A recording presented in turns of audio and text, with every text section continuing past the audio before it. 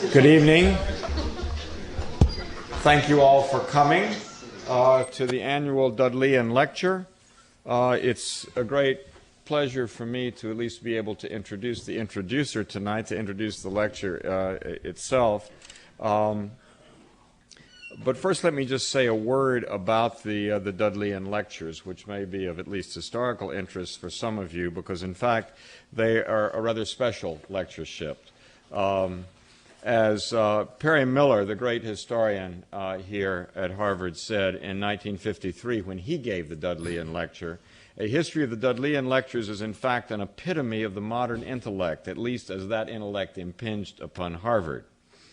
It's Harvard's, of course, oldest endowed lectureship, established in 1750 by the bequest of Paul Dudley, 1675 to 1751, and a graduate of the Harvard class of 1690. And so a year before his death, he made this bequest. Dudley himself, we don't have a lot of records of in his Harvard time, except that there is a passage in a book of biographical sketches of graduates of Harvard University by Sibley, which says that he appears to have been a normal undergraduate with no unusual fines and only one large bill for broken glass.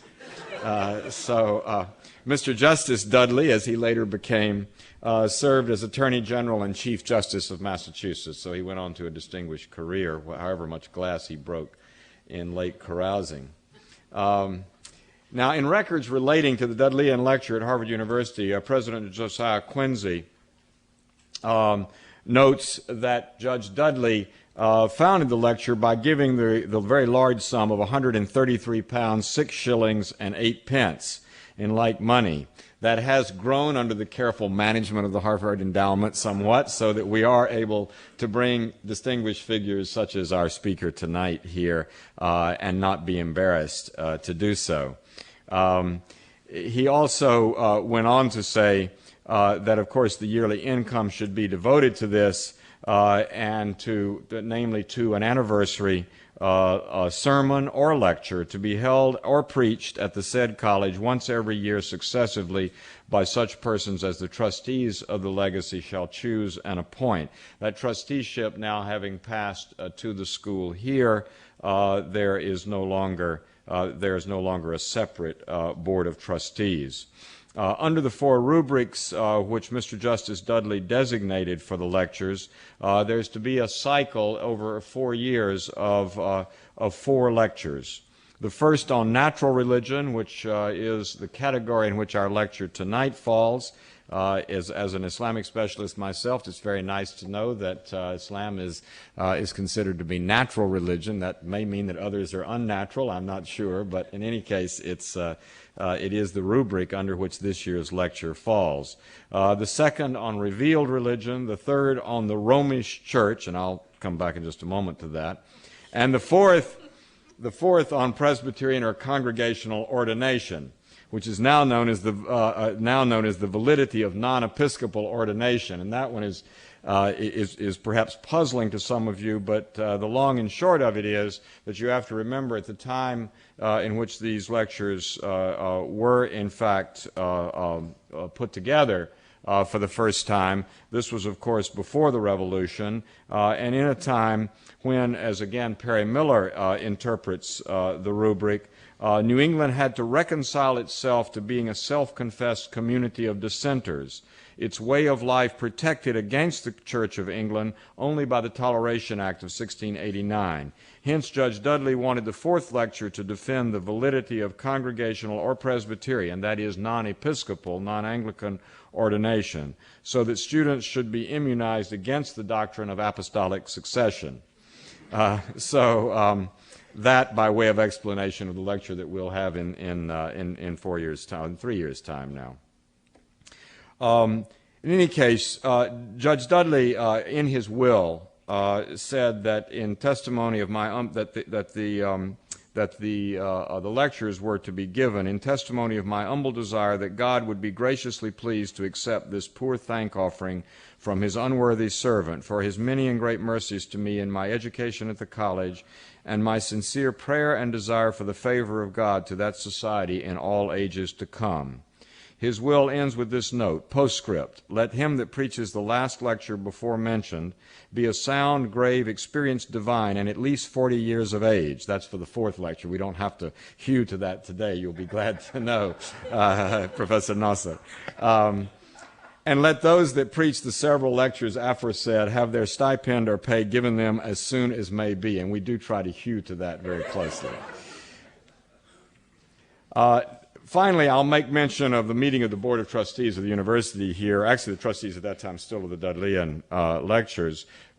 We have a formed group of trustees here under the auspices now of the Divinity School in 1911, I think still under that of the college.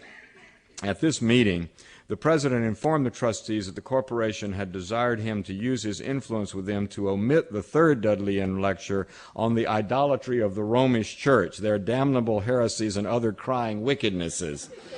That was all quotes, as you may imagine, and to provide the other three lectures in rotation. It was therefore voted that the trustees concurred in this arrangement, so that's why we have lost the aforesaid lecture. In any case, it's a great pleasure in a long train of even recently very distinguished speakers to welcome such a distinguished person tonight. And I would like to ask Professor Larry Sullivan, the director of our Center for the Study of World Religions, and a scholar who knows certainly Professor Nasr's work very, very well, to please do the honors of introducing him tonight. Larry?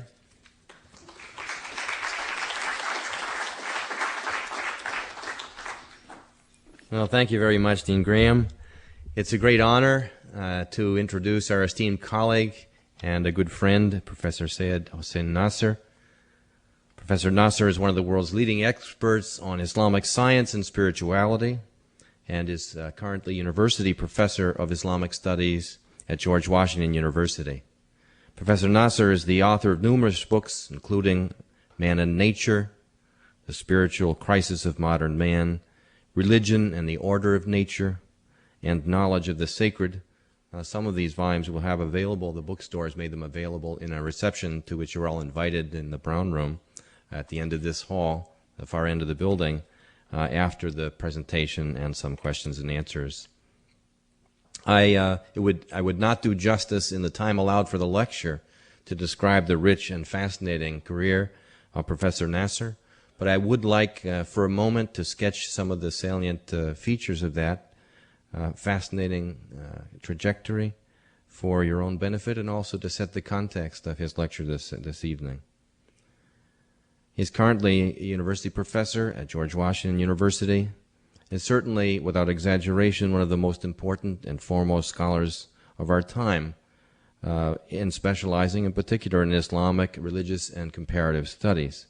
He's the author of some 50 books and 500 articles, which are translated into the major Islamic, European, and Asian languages, and he is well known and esteemed as an intellectual figure in the West and throughout the Islamic world.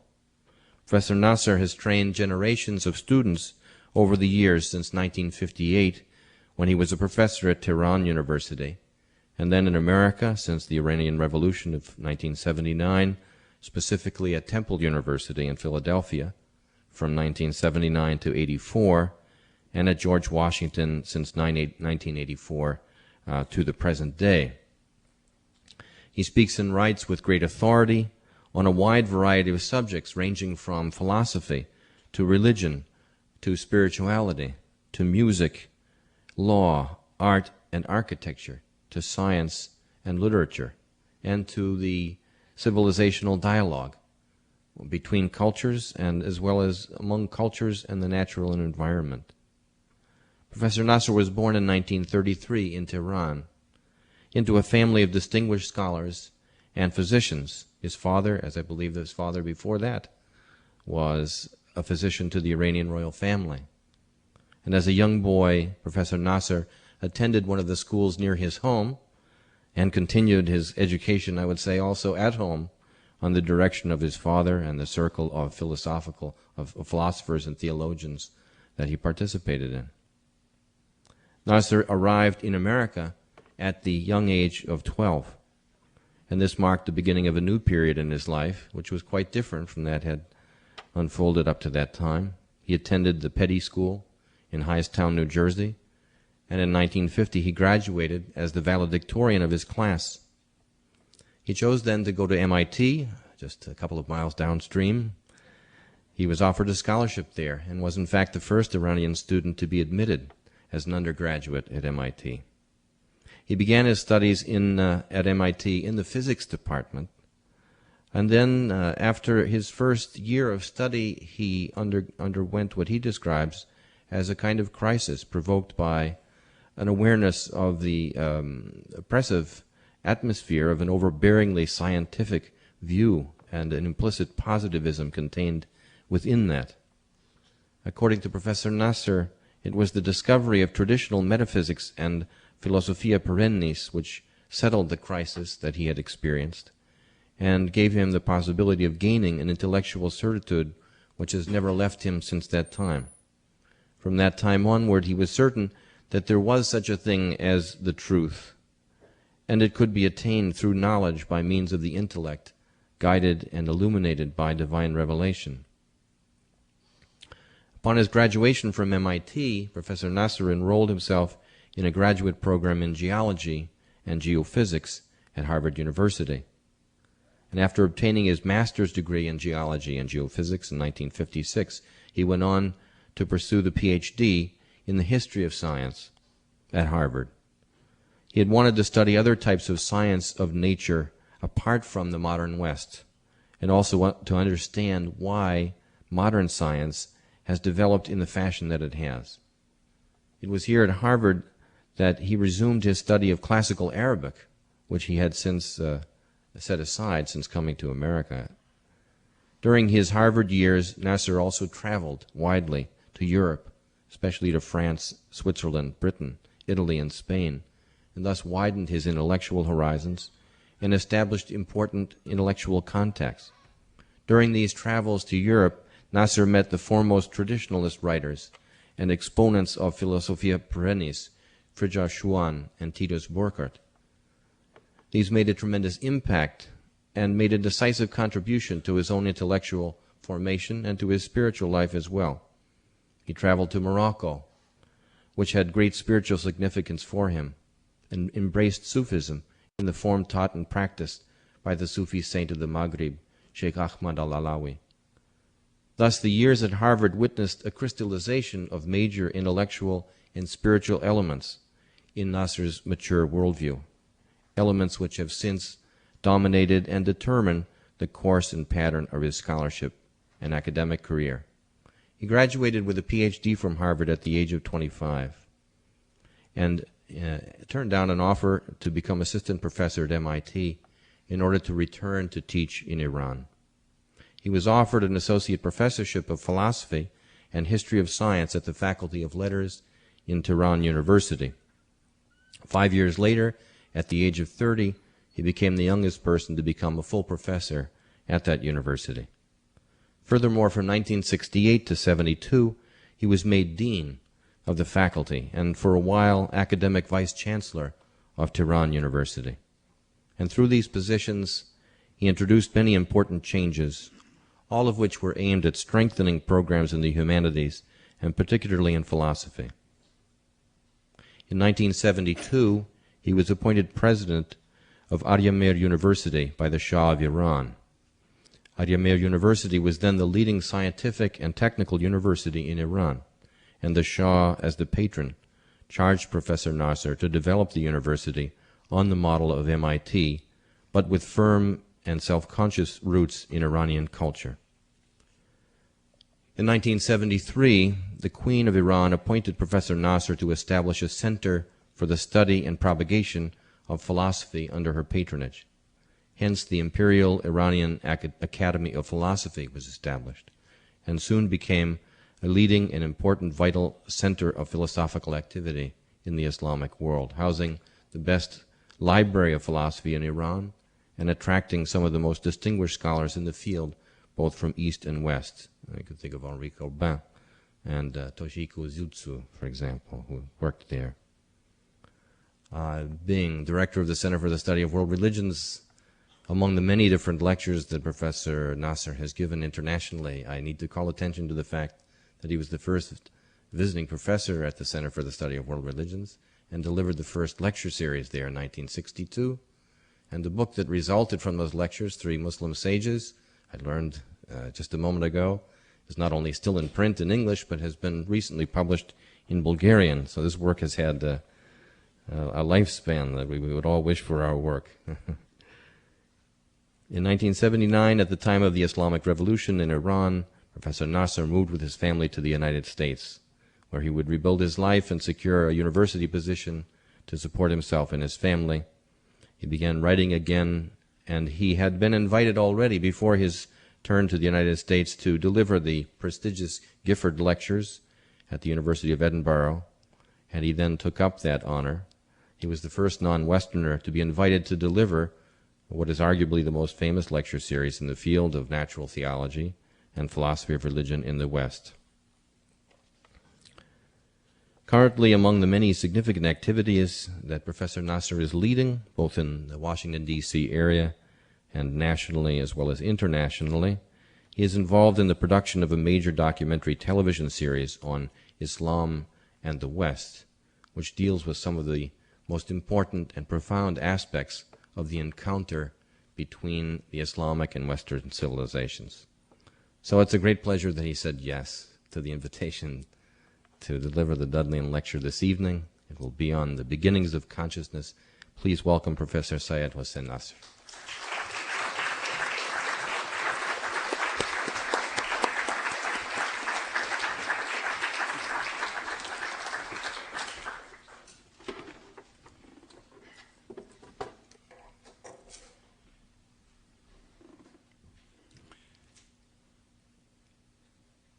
Dean Graham, Professor Sullivan, dear friends, I think the last time I was in this hall, I was arguing with Hans Kung about Islamic-Christian dialogue.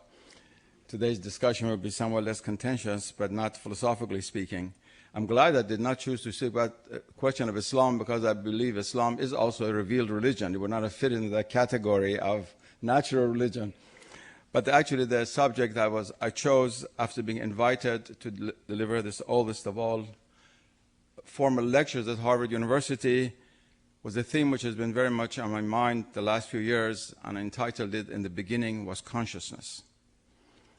This may sound a somewhat strange title, but I chose this on purpose.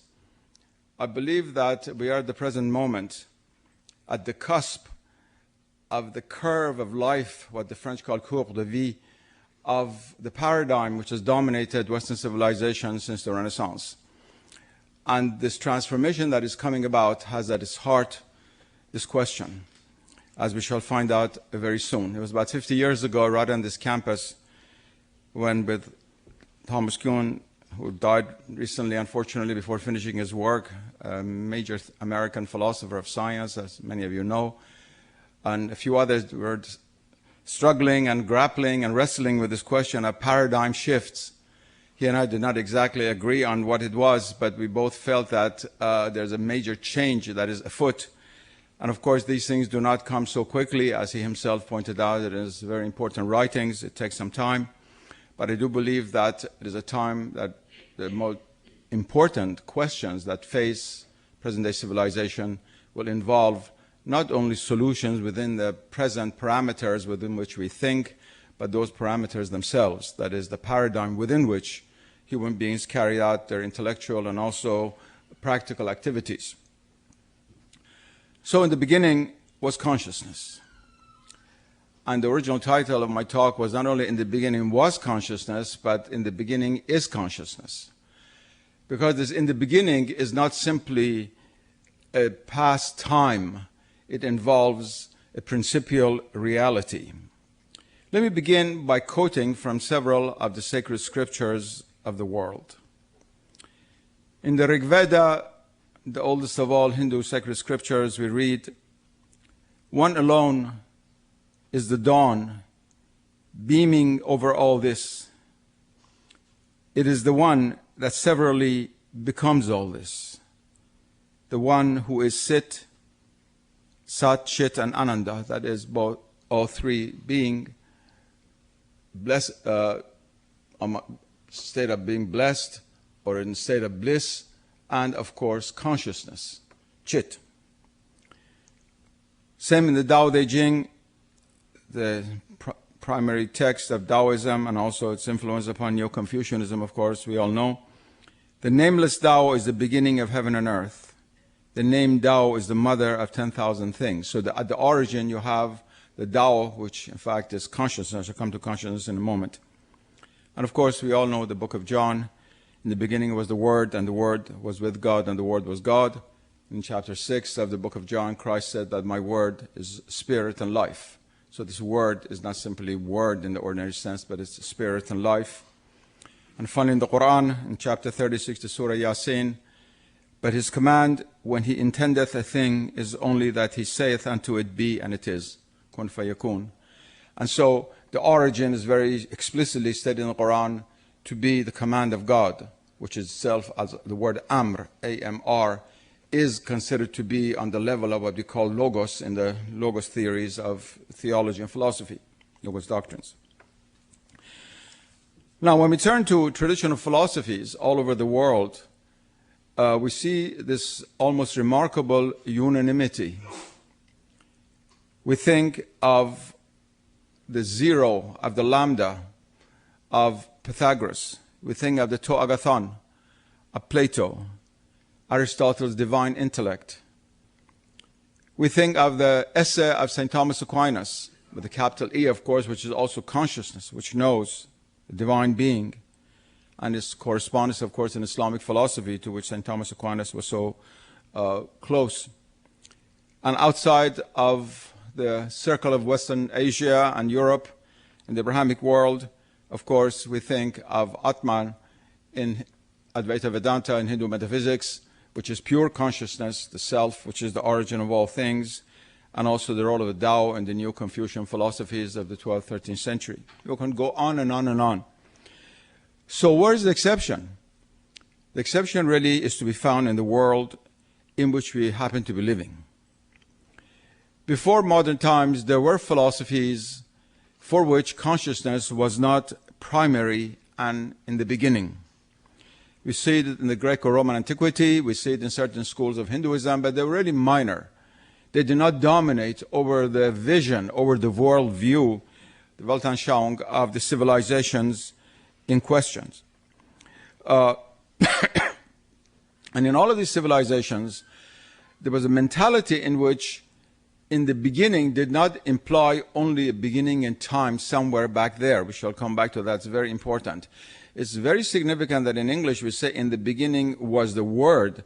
In the Vulgate it says in principia erat verbum. So in the principia, in principle, was the word, and not only temporally. And these other civilizations were all very, very fully aware of this.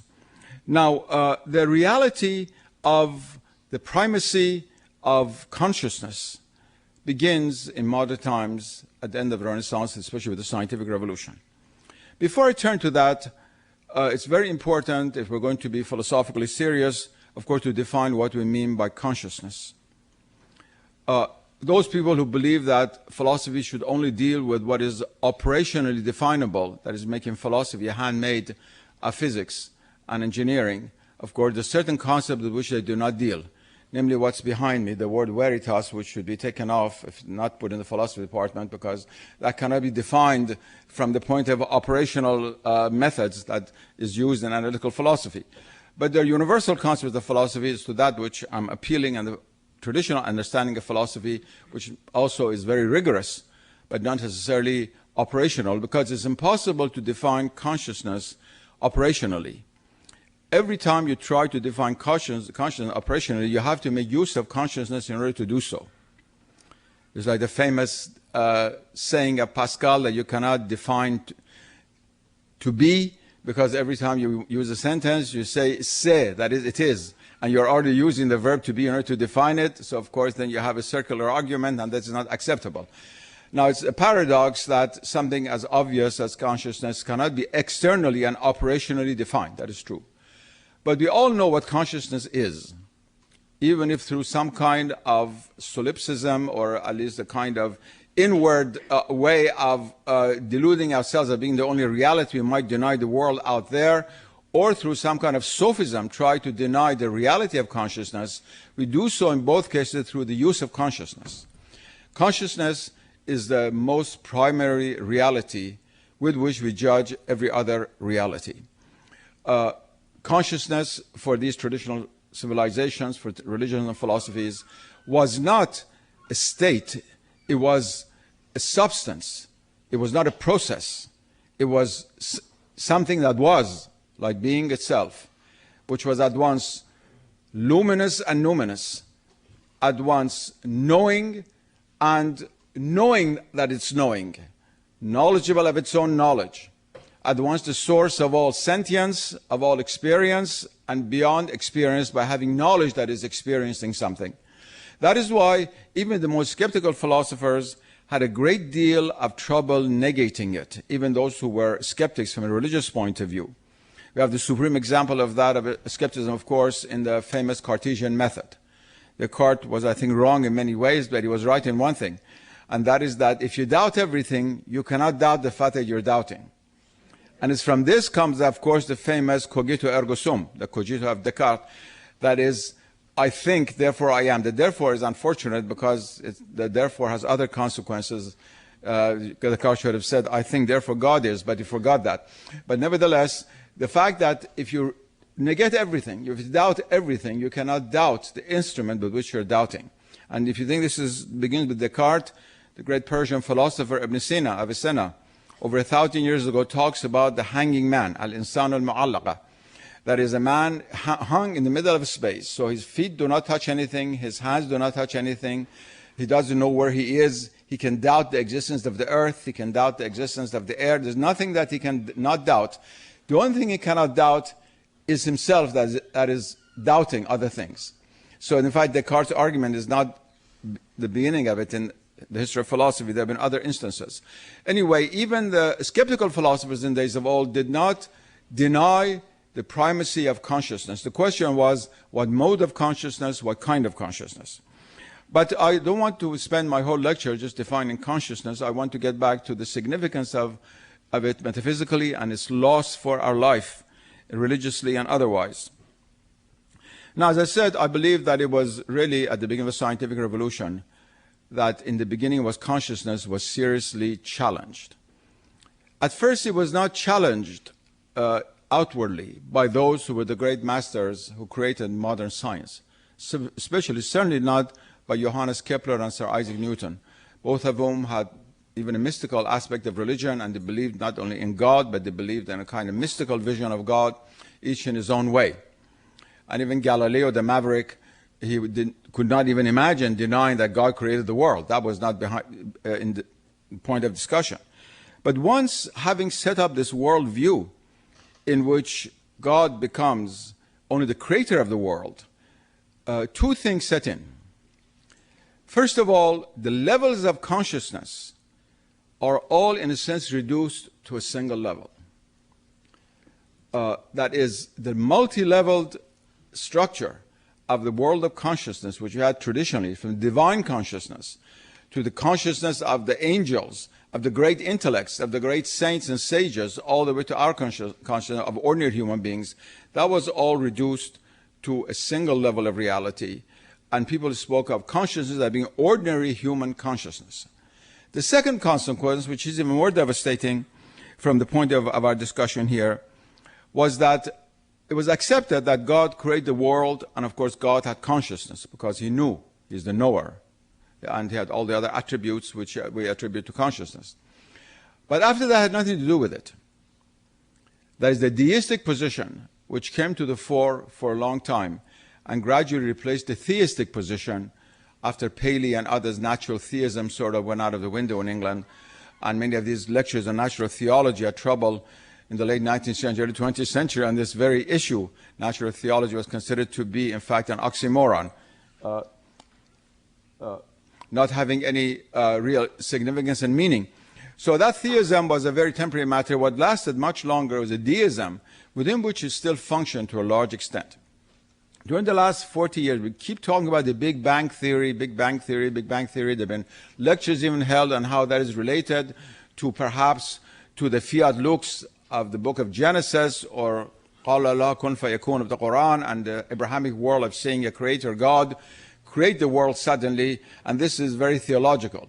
But the consciousness of God is irrelevant to this, because once the Big Bang has taken place and the universe is there, we are not interested in any consciousness in the universe. There's no such thing.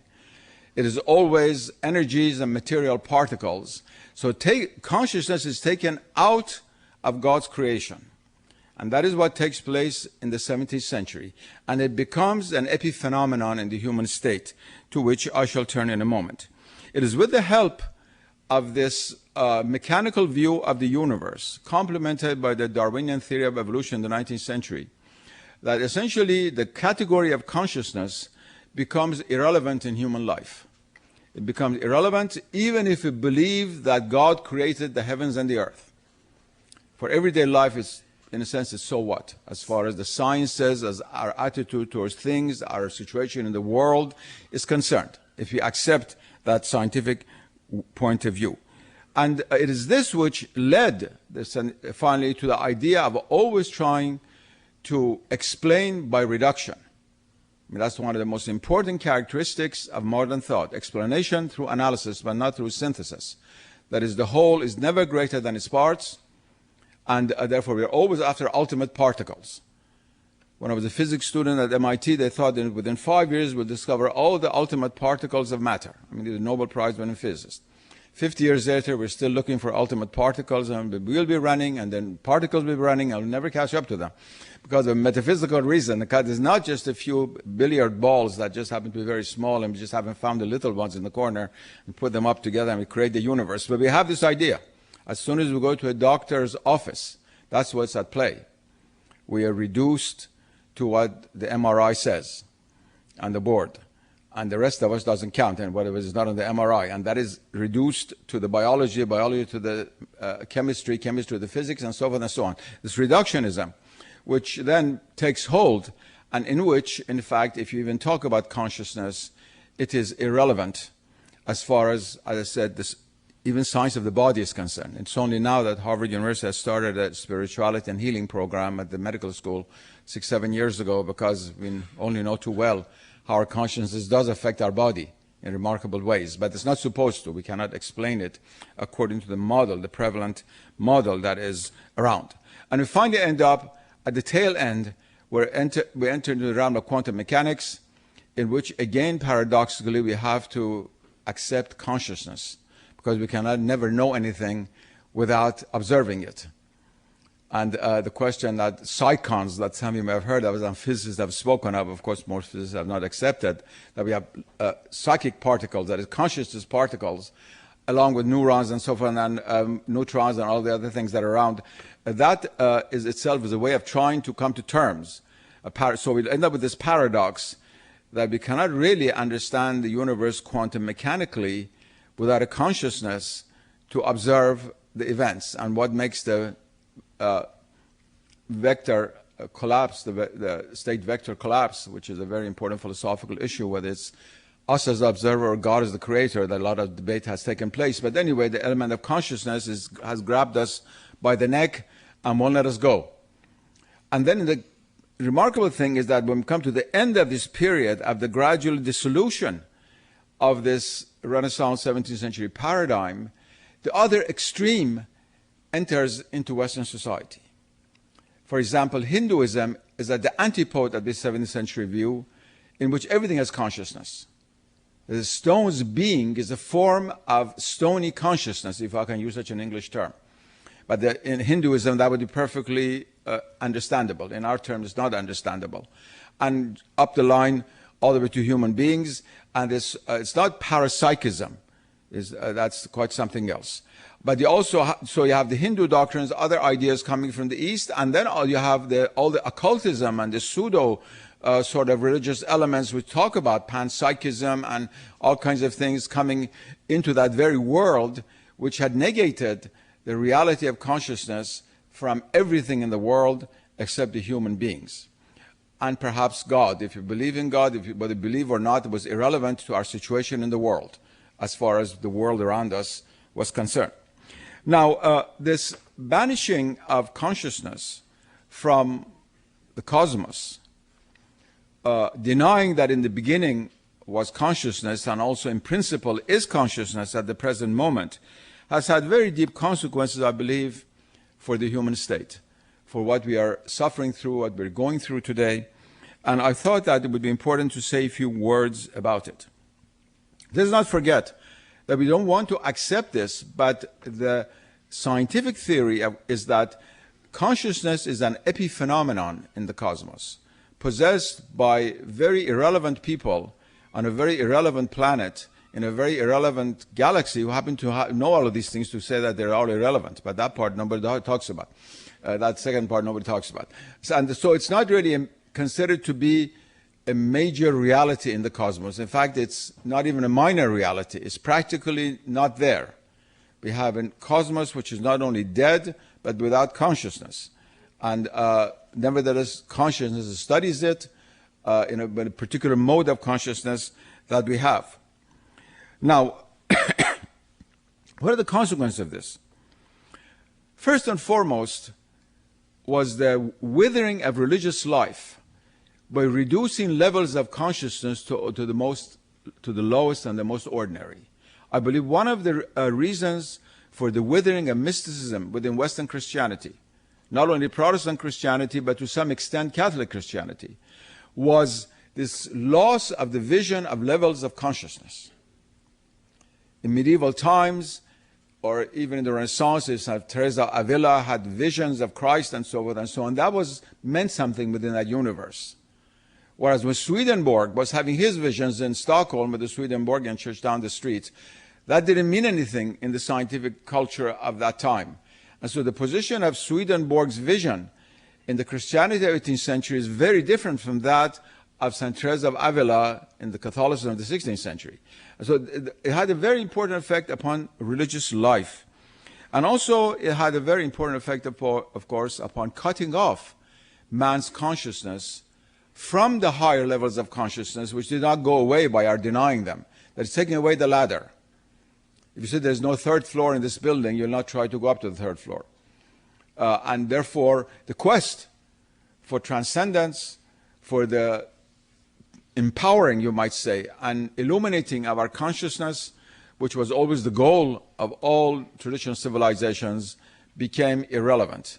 Our desire for perfection became horizontalized, gaining more and more information, but not necessarily luminous knowledge, which means a transformation of one's consciousness. Another consequence of this was the realities of religion became lost.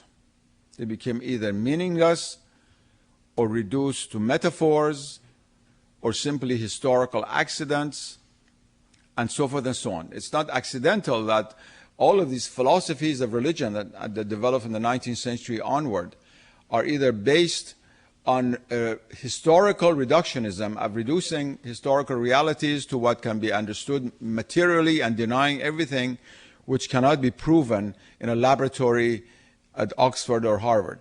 Since we cannot walk on water, Christ could not have walked on water, certainly.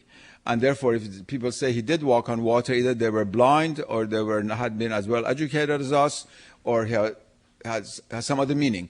So the whole question of the language of religion, the way it spoke to humanity, from the greatest miracles, the founders of religion, to everyday religious life, of course, became unreal. The turning away in droves of people from religion in the 18th and 19th century is not at all accidental.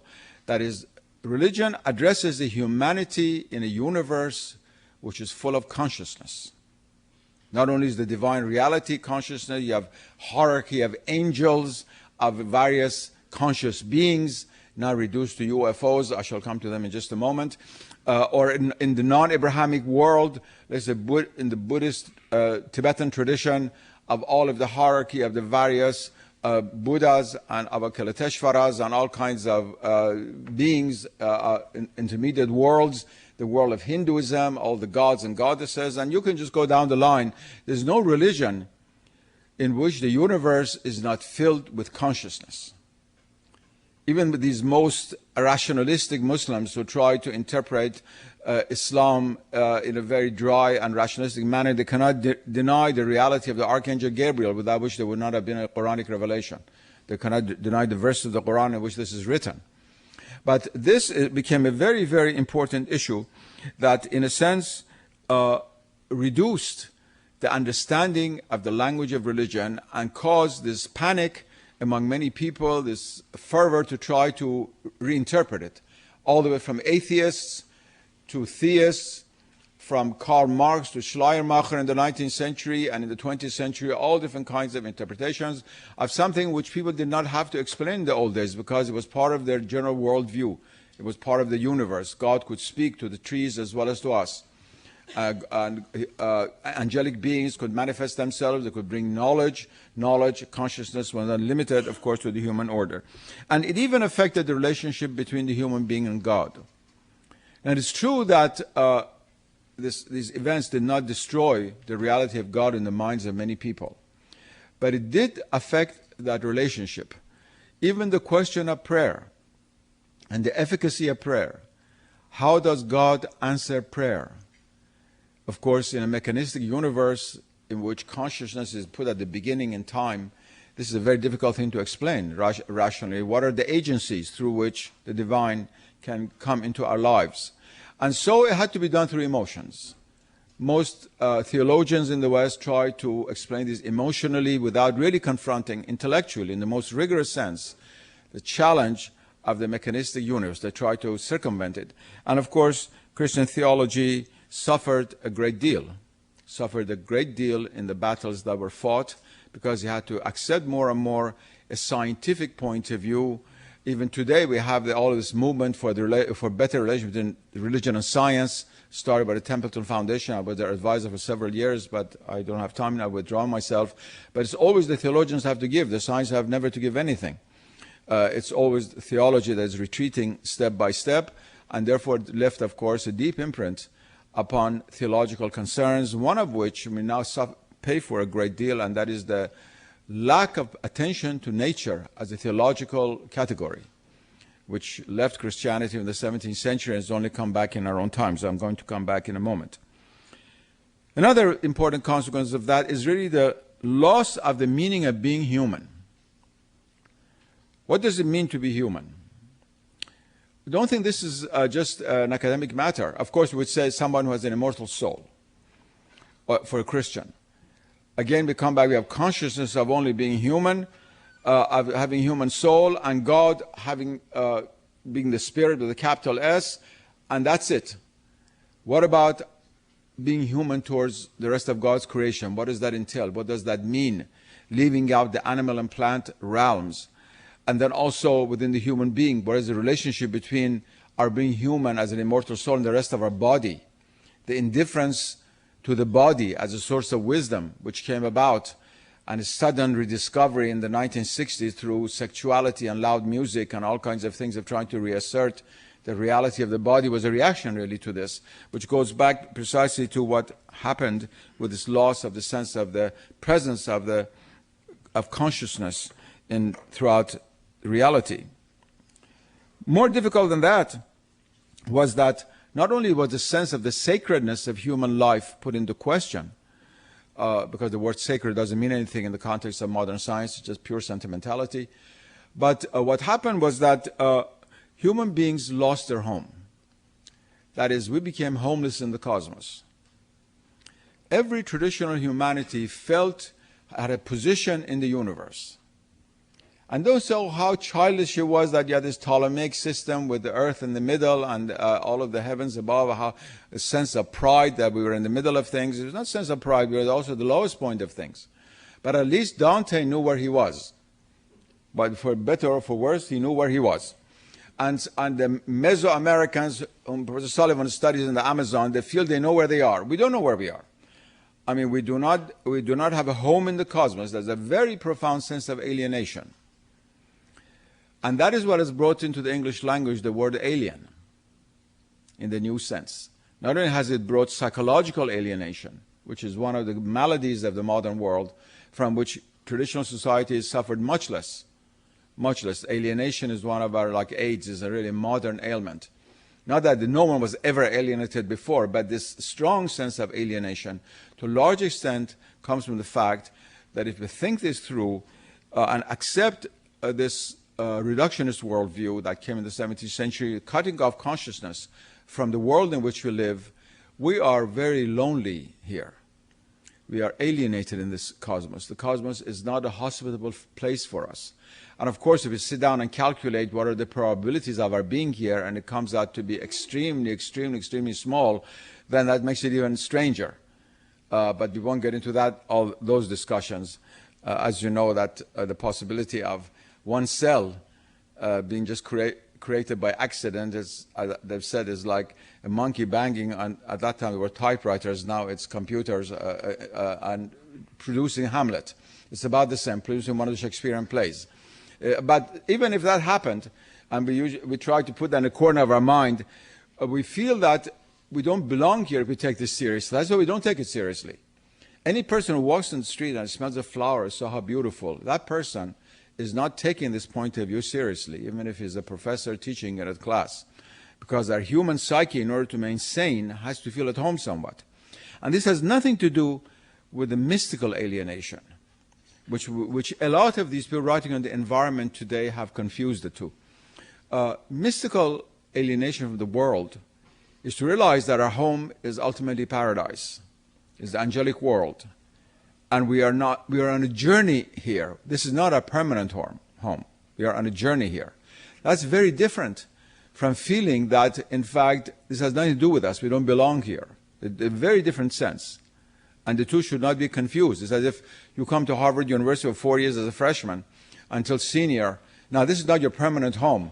But nevertheless, you feel you belong to Harvard. These years are spent here. They're creative, and you try to take care of your dorm to some extent. If you're a boy student, women student, somewhat neater. But anyway, you're living in here for a few years. You don't want to live in a garbage can. Whereas that's not the way how modern man feels. The world around us, from which we're alienated, also becomes worthless in a sense, and therefore our value only as far as our own immediate impulses and so-called needs, which are really usually mostly pseudo-needs, are concerned with the catastrophe that it brings about with the world of nature. And now I want to turn to this point. The consequences of the alienation from the world and this loss of vision of consciousness as being, in a sense, omnipresent throughout creation, most of all, of course, is in the relation that has been created between modern man and nature, modern men and women. I wish it were true that only men ruin the environment, the women save the environment. They should be made the head of every company in the United States immediately and solve the problem. But unfortunately, the issue is much more complicated than that. But I'm using the word man here in the older sense of the term, not male. But in the human being and the environment. This issue, of course, is now very much in the center of our attention.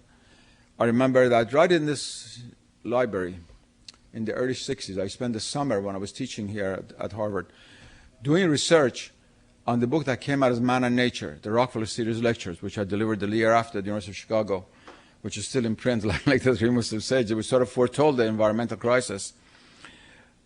None of the theologians, either here, some of my friends, or in England, were at all interested in what I was saying. The theology of nature was a non-existent category. Nobody was interested in this.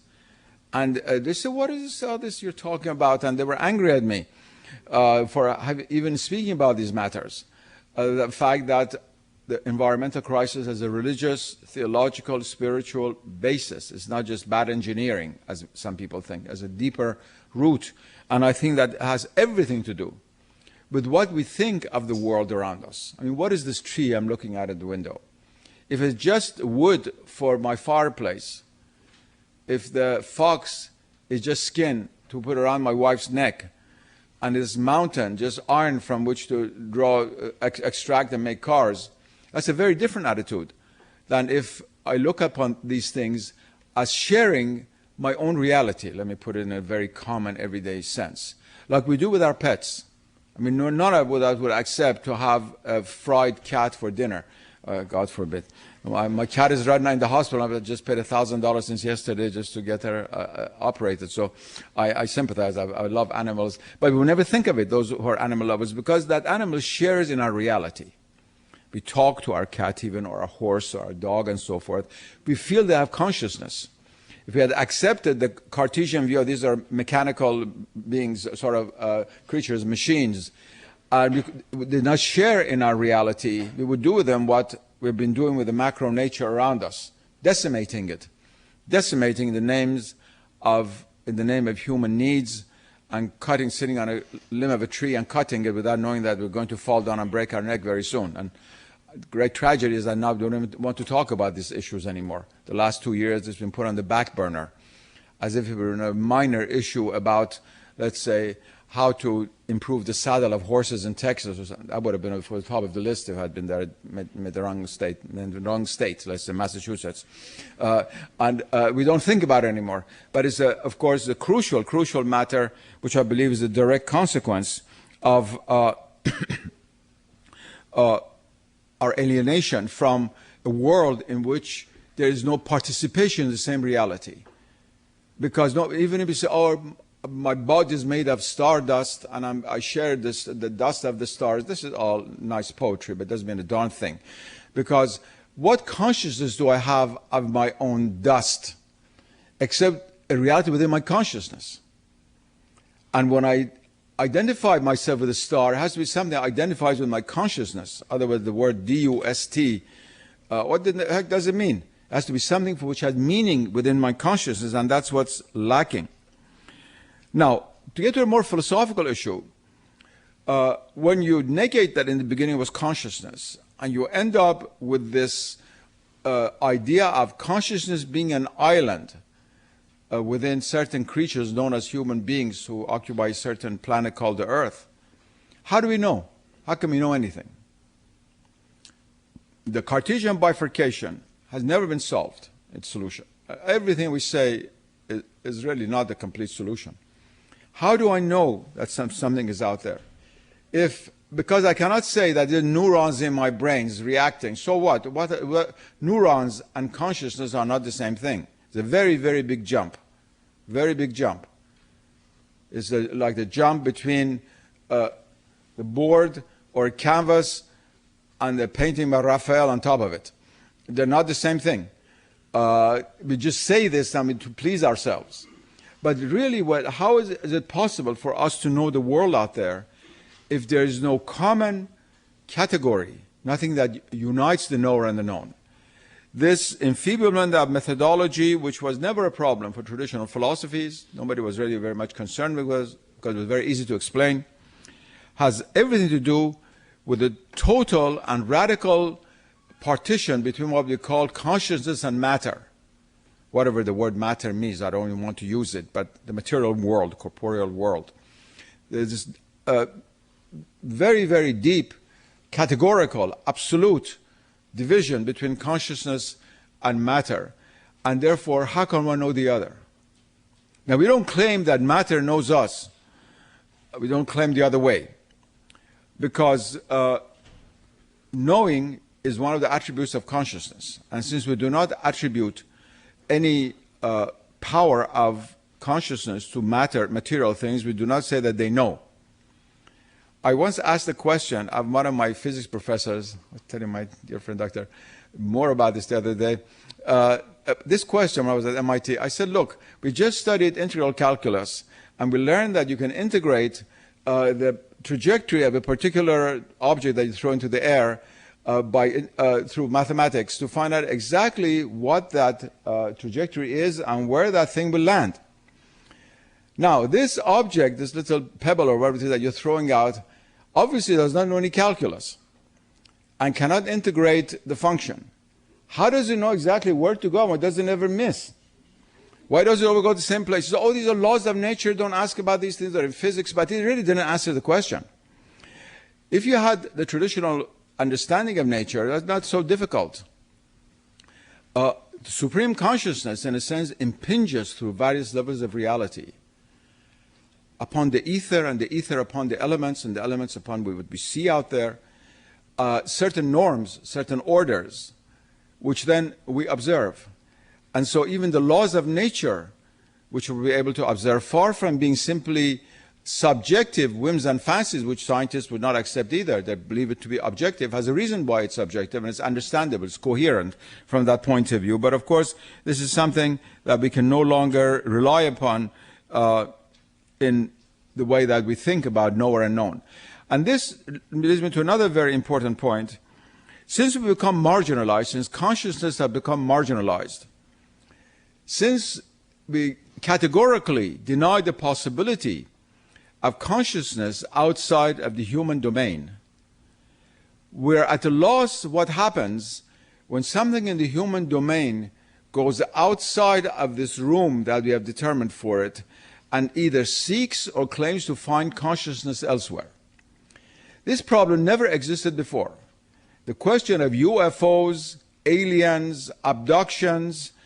Now look, this too easy to say these are all crazy people, throw them into the asylum, that's it. All civilizations have negated and rejected people who had a worldview other than the dominant worldview of that civilization. But they didn't do it in the name of science. We do it in the name of science. We have a very famous professor here at Harvard, John Mack, who studied hundreds of cases of this clinically, scientifically. And even if we do not accept that these people are telling the truth, this is related to something that is a kind of deep urge of connectedness with intelligence, with consciousness beyond our immediate human terrestrial sphere. And it's not accidental, it's not part and parcel of pop culture, of common culture. Children are brought up with it, movies on aliens and so forth, science fiction. What function does this fill? What is it doing? Why is there so many people interested in these things? They've taken the place, actually, of all accounts of non-human intelligence and consciousness in traditional civilizations. And somewhere works of Tolkien and so forth and so on, the two meet together. That is, of fairy tales, of stories of angels, of various celestial beings. Every civilization was full of these, and it percolated into books read for children, stories told by grandmothers to people at the smallest age, and it satisfied a very, very deep yearning of the human soul for companionship in the world in which we live. When you cut that off, when that is no longer relevant, that becomes a fairy tale. When we say in English fairy tale, that means something that is false. A myth means something unreal rather than real. Myth was reality, now it's unreality. When we change all of these things, then we cannot act in a vacuum. In its place comes all of these things that you see. This phenomena of, first of all, science fiction itself, much of it dealing with attempt to try to fill this is a pseudo-sacred, you might say, writing. And there are all of these claims of visions, of films which sell millions and millions. Why does a child want to see some strange extraterrestrial looking very strange, touching it and so forth? And why is that person good? Why is that alien good? And so forth and so on. These are extremely profound issues which deal with the total psyche of a society which has been banned from having contact or even thinking that it's possible to have contact within a universe in which there's other form of not only life but of intelligence and of consciousness. Also, this alienation has made a sham, really, of the metaphysical and philosophical basis of ethics. This is a very big claim that I'm making, and it's really subject for another day. Some other person should talk about this, but let me just say a word about it. In all periods of human history, ethics was related to a vision of reality, had a cosmic aspect. We think of the Battle of Ahriman and Ahura Mazda, Zoroastrianism. We think of the treatise of St. Augustine on the good. We think of Neo-Confucianism. You know, whatever world you go into, that's a kind of permanent condition of all serious ethics. That is, ethics was never only human ethics for human beings. It had a cosmic aspect. It had a cosmic aspect. There was a triangle, for the Abrahamic world at least. You had God, or in Hinduism, Ishvara. You had the human being, and you had the world, the cosmos. And in the world of ethics, there was a correspondence. What we have done is that through this depleting of the cosmos in which we live, of consciousness, made any ethical act towards the world of nature contrived. Vis-a-vis human beings, we say we're, let's say, Christians, we follow Christian ethics, and I've been very respectful to my neighbor, and thou shalt not kill, and so forth and so on. But why should not one cut a tree? Why should one not kill a particular animal, and so forth and so on? In the old days, in the Old and New Testament, there were explanations given for this. Animals also had souls and so forth, but that has been all gone. And any kind of environmental ethics, which is based on this atomistic or scientistic, I don't call it scientific view of the world, is based on sentimentality. It is not based on reality, if we accept that as reality. It's based on sentimentality. It's like saying sacredness of human life. With one breath, it says sacredness of human life. With the next breath, we say we're nothing but DNA. What is sacred about DNA? It's just some molecules banging against each other in certain configurations. If you reject the sacred, if you reject that the imprint upon the DNA is a theological concept of the Word of God being imprinted upon DNA, which is this is meaningless, a statement in modern biology. Where does the sacredness come from? But in the human world, we can still do. But even the withering away of Christian ethics, which now we see before us after several hundred years of Christian ethics surviving in a world in which its cosmological basis was gone, is withering away has to do a lot with this. And especially when it comes to environmental ethics, which if we do not create in a serious way, we will not be able to live in the future. That's why these people, let's say, who are animal activists, people like that, they're outside of the mainstream. The mainstream cannot accept them. They're called nutty people, crazy people, people who tie themselves to trees and so on, go on top of trees, refuse to come down, and so it will not be cut down. These heroic acts performed by Greenpeace, going before big ships with the little boats and so forth and so on. This is not part of our mainstream because we cannot develop an environmental ethics which is also in accord with the worldview which dominates over our lives. That's why there's such a disjunction for them in our hospitals, between the purely mechanical treatment of the human body and the fact that some people believe they have a soul and their human body is not just a mechanical gadget, and all of these tensions that we see. And I think that's one of the greatest challenges which the coming to end of this worldview will pose for us. Finally, if we take seriously the rejection of the idea of consciousness being not only the beginning in time but also in principle of the universe, it really shatters all the deepest hopes of human beings. First of all, the eschatological hopes, immortality, these all become dreams. And that is why we are the first time in human history, the development of a society in which the vast majority of people do not harbor these hopes. Now they're coming back. A lot of people are coming back. But in Europe, certainly, still that goes on. Great fear brings these hopes back, but it doesn't accord with the worldview.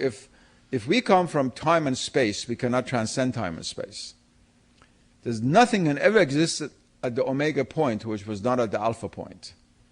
I've written very strong against Teilhard de Chardin and those kinds of theologians who believe that at the beginning was matter, at the end there will be a spirit, because Christ said, I'm the Alpha and the Omega. He just didn't say I'm the Omega.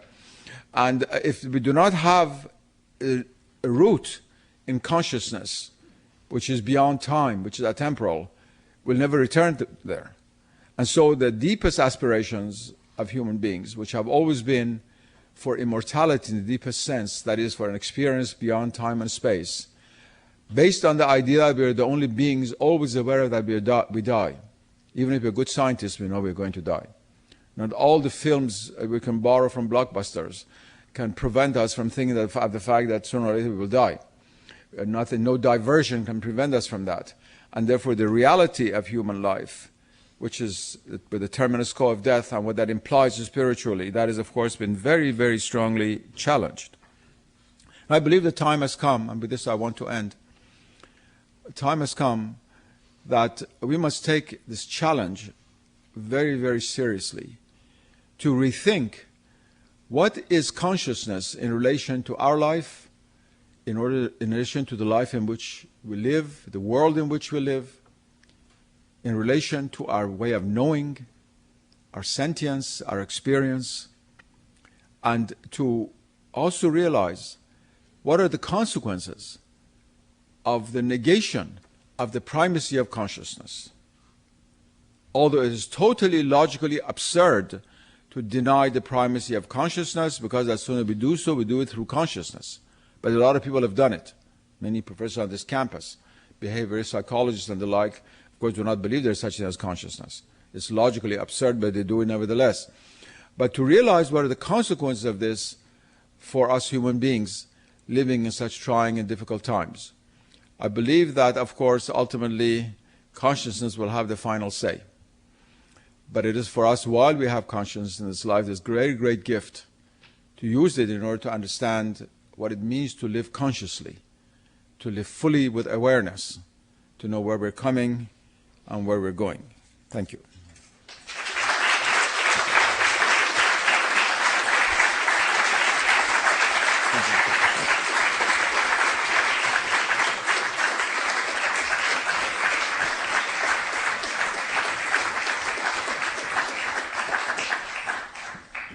Professor Nasr has agreed to take some questions, so if you would like to put them to him, perhaps I'll let you field them, and then I'll reappear at a moment. Yes, sir. Thank you. I'm not quite sure how to put this question, but I'll try. One thing that you left out, which seems to me important in the development of the modern psyche or the modern consciousness, is Einstein and his theory of relativity, where he demonstrated that there are no such things, in the natural world at least, as absolutes. And it seems to me that has been the impetus of the modern theory of relativism.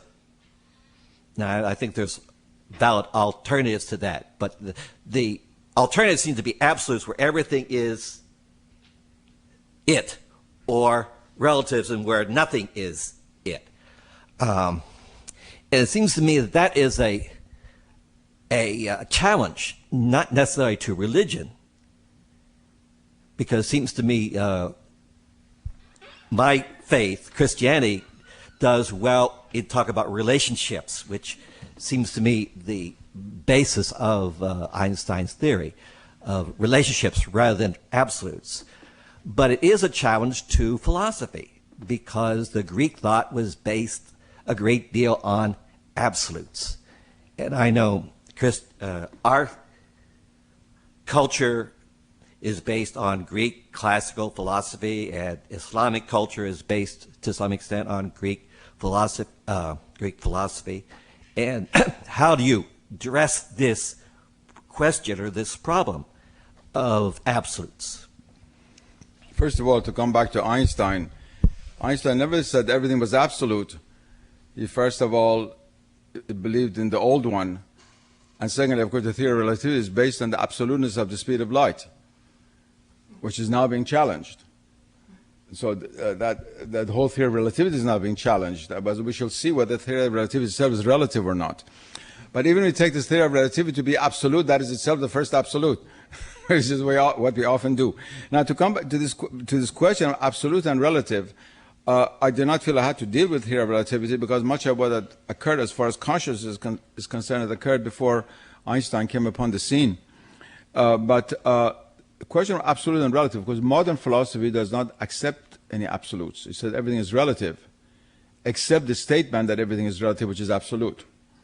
And that's why it's logically absurd. But it says it nevertheless. In traditional philosophies, not everything is absolute. I don't know why you say that.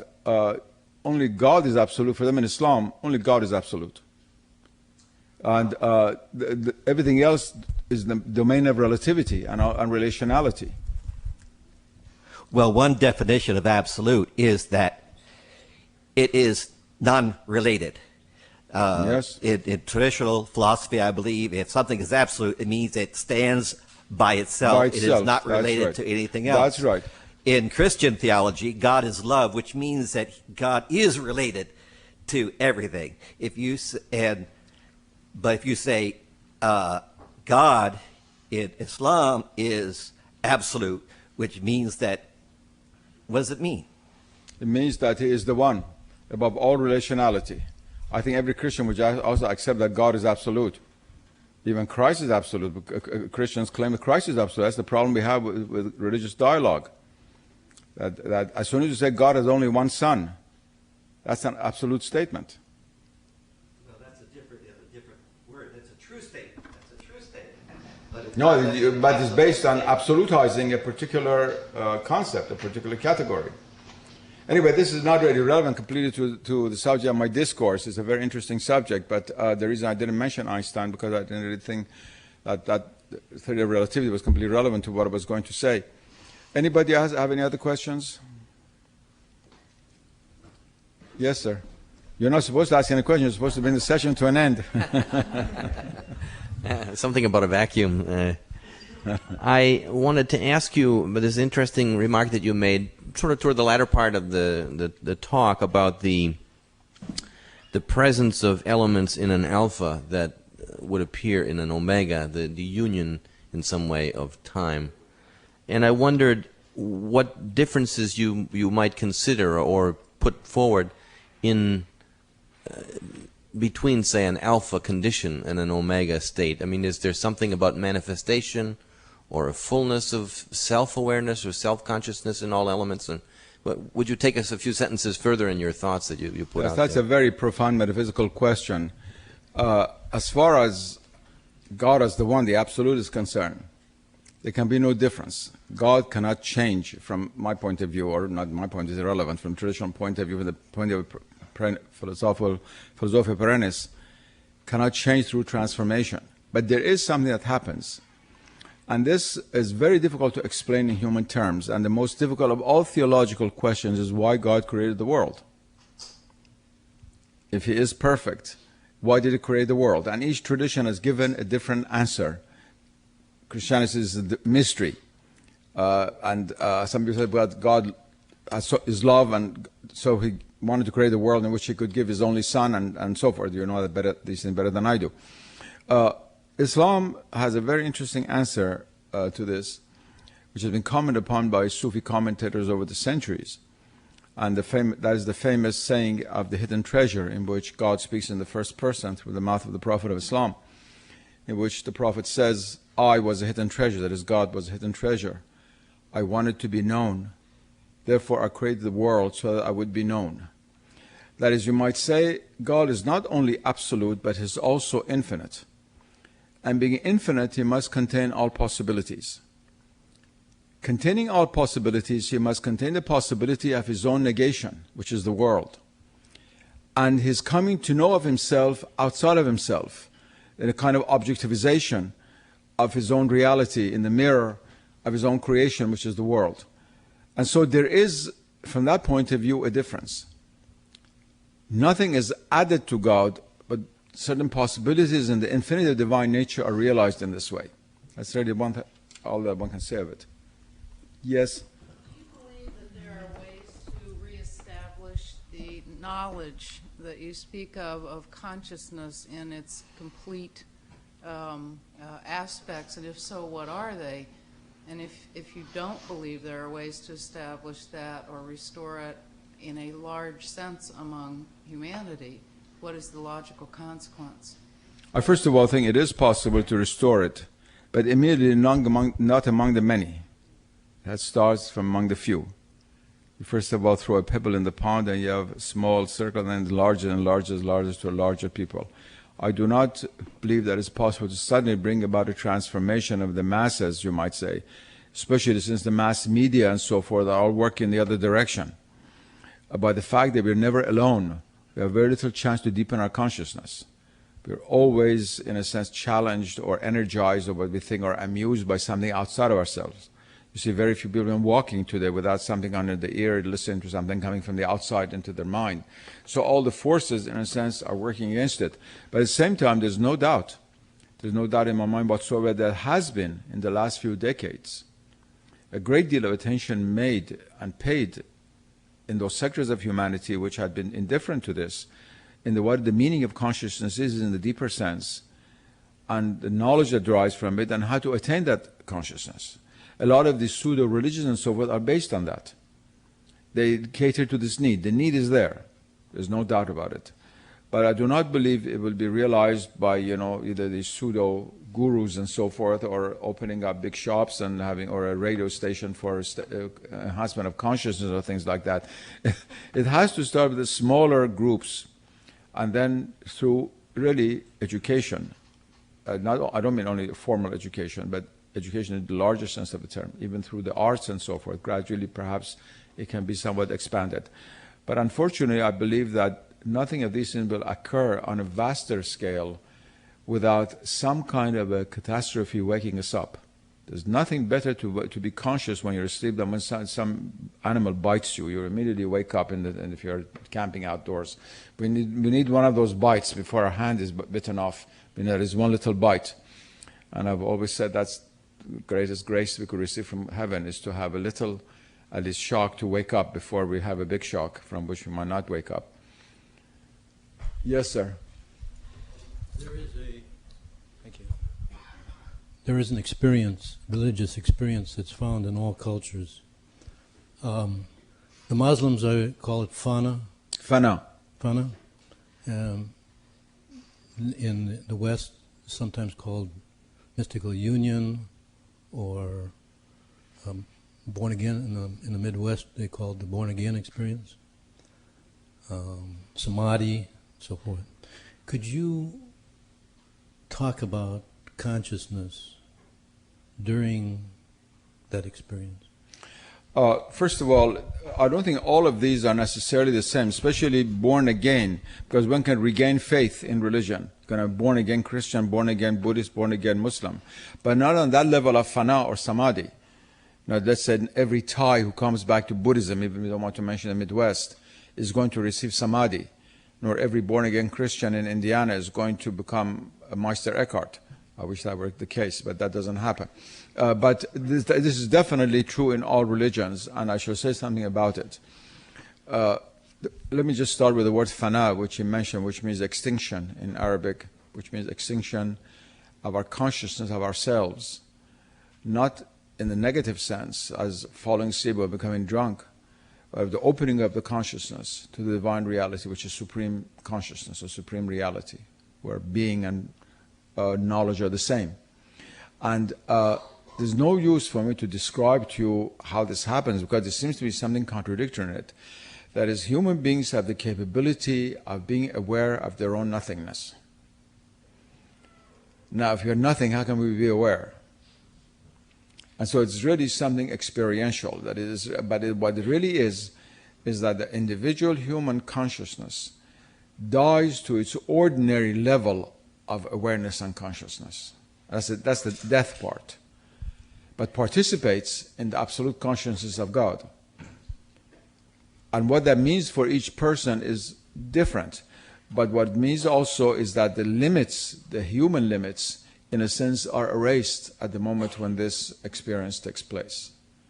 That's why some mystics have daringly spoken of union with God, and I am God, and I'm swimming in the ocean of God, as Meister Eckhart said, or Halaj said, I am the truth, and so forth. It's not the individual ego anymore.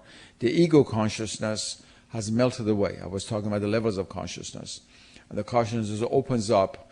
What you're talking about is the supreme level. There are many intermediate levels. Before you get to samadhi or before you get to fana, you have to cross many other stages of consciousness.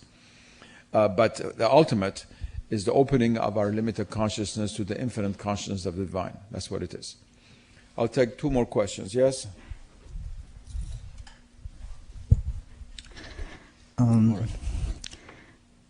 It was a fascinating talk. I'm really at a loss how to put my question, but implicit, I think there are 2 points here. Your analysis of this rupture between tradition and modernity, or modern worldviews, and the consequences that it has led to. I'm just wondering that you dwelt a lot on the scientific side, but are there areas to really ponder upon in the tradition as well, which may have within the traditional discourse itself, especially in the form of its traditionalism or the religious scriptures and its limitations, which perhaps, limitations quote unquote, which perhaps led the scientific discourse to dispute that. And I just don't know, is there a way to see some reconciliation between the two rather than seeing them as antagonistic? Although you didn't say it so explicitly, but what I'm wondering is that two things. One is, how do we look at the limitations of the religious discourse as well? And also if we could find a way not to see them as antagonistic, and then there's some ultimate unity between the two then. First of all, there are certain events that took place within both the religious and philosophical circles in the West before the scientific revolution, which made the scientific revolution possible. There's no doubt about that. It was only a one-sided story. It comes from both sides. Secondly, the question of reconciliation. A lot of people have spoken about that. Reconciliation between what and what? That is, if you have an absolute claim to particular understand the truth, then you cannot accept another claim which also has an absolute claim. During the last few centuries, almost every case has been in the West, religion which has been conciliatory and given up, or science has not given up anything. It's really the dominant power. It is, in a sense, the religion of the modern world. I say that jokingly. That's why everybody who wants to sell products on television wears a white robe of a doctor instead of a black robe of a priest, obviously. So it's not that you have two equal forces. Now you give half and you give half. Secondly, on the question of the truth, it is not a question of compromise. It's on the plane of action you can compromise. But on the plane of truth, neither religion nor science can compromise. What can be done is and many individual scientists have accepted that, but the scientific worldview does not accept that, including most philosophers, because philosophy in the West since the 18th century, with a few exceptions, has become a handmaid of physics since Kant. It is not independent of modern science, so they run along with it, except a few exceptions, Kierkegaard, a few other people, perhaps Hegel. The important thing is that in the scientific point of view, the scientific view of nature is absolutized as being the only view of nature. And everything other than that is rejected in total as being false. That is why even deconstructionism, which is taking place in the United States, on the ideas of Derrida and Lyotard and people like that, it takes place mostly in the part of the comparative literature, not in the physics department. I mean, a few people write about that, but it doesn't touch the sciences. It's deconstructing the humanities. And the few who want to deconstruct the sciences, they're thrown out very quickly. So this idea of reconciliation is a very good idea, but provided we do not lose our sight of the truth.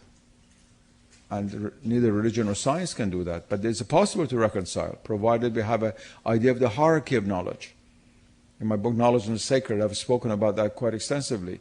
But if each side claims for itself the absolute truth, and religion also does not make use of the deepest resources of its teachings and just sticks to the most superficial interpretation, which has in fact no answer to many of the questions posed by modern science, then no reconciliation is possible. I think I will not get to your second question. Last to you and the lady there. I think because no women asked the question, please. Yes, I'll come to you last. Are there no scientists? I was under the impression that there are some cosmologists now that are beginning to talk about the underlying reality being consciousness. I attended one of those Templeton meetings of theologians and scientists, and there were several cosmologists who seemed to be moving in that direction. You're right. That's correct, and that's part and parcel of what I said at the very beginning. We're coming to the cusp, to the end of this, of what I feel is the curve of the life of this type of scientism and the paradigm that's dominated over the West for several centuries, and that's one of the signs of it. But that has not percolated into the way we look at the world. Yes, there are a number of psychologists and cosmologists and physicists from different sides who speak about these matters, yes, but it has not become part and parcel yet of our worldview. The last question. As I've been listening, Yes, why don't you use that so everybody can hear you? okay. I hear a lot of resonance in your thinking with the thought of Carl Jung. Jung, based on his own clinical experience, posited a consciousness that's autonomous. Doctrine of synchronicity, or his sense of synchronicity, is that consciousness has operational effect that's complementary to, if not co-equal with, materialist cause and effect. In an article called Answer to Job, he talked about a God force, or this higher consciousness that comes to a greater awareness of itself through the increase of the consciousness of humans. He even talked about UFOs in one essay as a psychical, synchronous kind of product of our longing for company in the universe. Would you agree that a lot of what you've said today is very much in harmony with the thought of Jung? Not really. There are certain things which I said. And if not, then I'd be interested to hear why not. Yeah. The things which I said, some of them have also been mentioned by Jung, but interpreted in a very different way. Jung, first of all, never accepted a metaphysics which would transcend the psyche. He never spoke about the divine intellect. He psychologized the spiritual realities. For him, there was no distinct division or separation between pneuma and psyche, that is between the spirit and the soul or the psyche. And he saw everything on the psychological level. Of course, he was right in that the psyche cannot be reduced to the material aspects of the body. That much I agree with him. But where we disagree is, first of all, the difference between the spirit and the psyche.